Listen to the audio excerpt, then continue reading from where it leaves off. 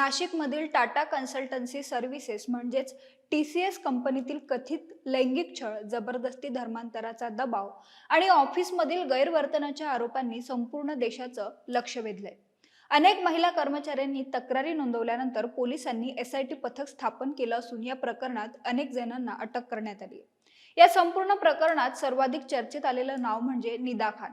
या प्रकरणातील मुख्य आरोपी म्हणून समोर आलेली निदा खान सध्या फरार असून ती आता गर्भवती असल्याची माहिती समोर आली आहे। हेच कारण देत तिने अटकपूर्व जामिनासाठी न्यायालयात अर्ज केल्याचंही समजते।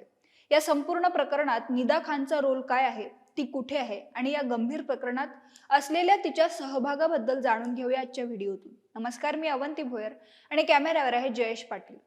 नाशिकमधील TCS कंपनीतील महिलांचा लैंगिक छळ आणि धर्मांतराच्या प्रकरणाने आता अधिक गंभीर वळण घेतले।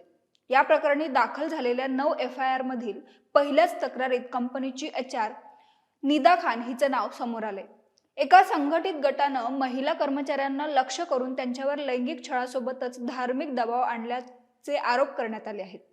धक्कादायक बाब म्हणजे एका पुरुष कर्मचाऱ्यानेही कार्यालयात धर्मांतराचा दबाव आणि धार्मिक छळ झाल्याची तक्रार दाखल केली आहे। पीडित महिला कर्मचाऱ्यांनी दिलेल्या माहितीनुसार महिलांकडे एकटक पाहणं, अयोग्य स्पर्श करणं, वैयक्तिक आयुष्याबद्दल आक्षेपार्ह टिप्पणी करणं असे प्रकार सातत्यानं घडत होते। शिवाय याला विरोध केल्यास आणखी छळ केला जात होता। काही प्रकरणांमध्ये तर लग्नाचा आमिष दाखवून जबरदस्तीनं संबंध ठेवल्याचाही आरोप आहे। या प्रकरणात आतापर्यंत 7 पुरुष आणि एका महिला ऑपरेशन्स मॅनेजरसह एकूण 8 जणांना अटक करण्यात आली आहे। मात्र मुख्य सूत्रधार मानली जाणारी निदा खान अद्याप फरार असून पोलिसांची विविध पथकं तिचा शोध घेत आहेत। लवकरच तिला अटक होण्याचीही शक्यता वर्तवण्यात येते। या प्रकरणाचं गांभीर्य लक्षात घेऊन तपास यंत्रणांनी इतर केंद्रीय तपास यंत्रणांशी संपर्क साधला असून या प्रकरणामागे मोठं नेटवर्क किंवा परदेशातून निधी पुरवठा आहे का याबाबत चौकशी सुरू आहे। सर्वसामान्य मुस्लिम कुटुंबातील निदा खान TCS कंपनीमध्ये मॅनेजर आणि टीम लीडर म्हणून कार्यरत होती। दररोजच्या नियोजनासाठी होणाऱ्या मीटिंगमध्ये ती हिंदू तरुणींचा छळ आणि धर्मांतर करण्यासाठी आरोपींना प्रोत्साहन द्यायची। त्यासाठी निदा खान ऑपरेशन डिपार्टमेंट म्हणून या सर्व गोष्टी घडवून आणत असल्याचं पोलीस तपासात उघड झालंय। हे प्रकरण उघडकीस येताच ती फरार झाली। दरम्यान उत्तर प्रदेश येथील छांगूर बाबाप्रमाणेच नाशिकच्या प्रकरणात देखील आंतरराष्ट्रीय रॅकेट सक्रिय असल्याचा नाशिक पोलिसांना संशय आहे। त्यामुळेच NIAची मदत घेतली जात आहे।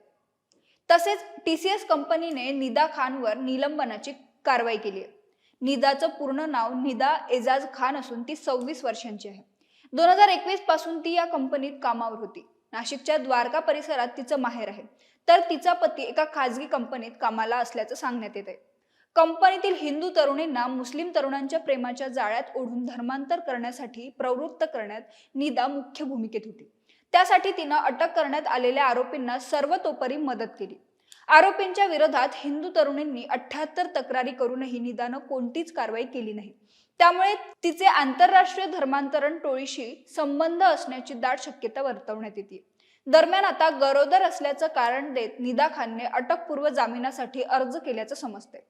तरुणींच्या धर्मांतराच्या या प्रकारामुळे नाशिकसह राज्यभरात संतापाची लाट आहे। निदा खाननं जामिनासाठी अर्ज केला असला तरी पोलीस या अर्जाला न्यायालयात जोरदार विरोध करण्याची शक्यता आहे।